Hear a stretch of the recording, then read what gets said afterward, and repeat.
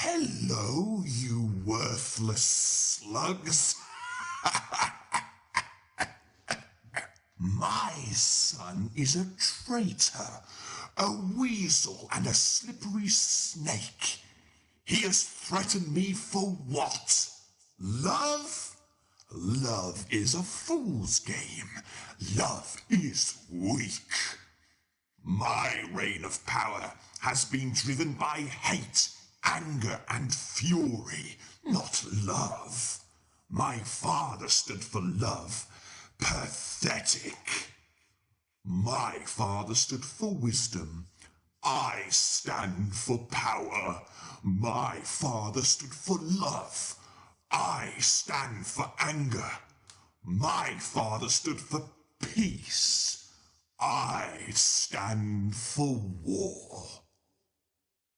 He even underestimated the wizard Merlin, banished him from the kingdom because he dealt in dark magic.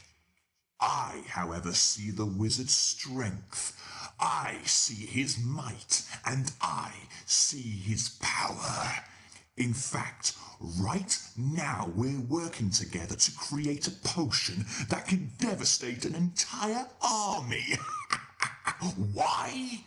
Because of my putrid, pungent son, Destin, the one who stands for peace, and the one who stands for love, the one who is just like my father. Even my disloyal wife could see the weakness in the boy, and she betrayed me with him. Like scared cats, they both fled to escape my might, and they fled to Mount Chakara. And this was the place where Destin met that little princess, Emperor Daci's daughter, Princess Ewer. I don't trust the people of Chakara one bit, because they are a people that also stand for peace and love. Like hounds, myself and Hugo Bloodhorn hunted them down, and Destin was brought back to the kingdom and humiliated. As for his mother, like the little scared cat she is, she ran away for the second time. When my so-called son was dragged back to Asgore, I made an example of him and removed him from the army. This humiliated and embarrassed the boy. And of course, I would not allow him to marry that little Ewer girl. Meanwhile, I waged war on everyone. Those were great years. First of all, they were great because Destin wasn't allowed to marry Ewer. Destin was removed from the army, and I waged war on all of the kingdoms of Gnosis. Then, Hugo Bloodhorn told me that the slippery boy had plotted with some friends to remove me off the throne. What scum!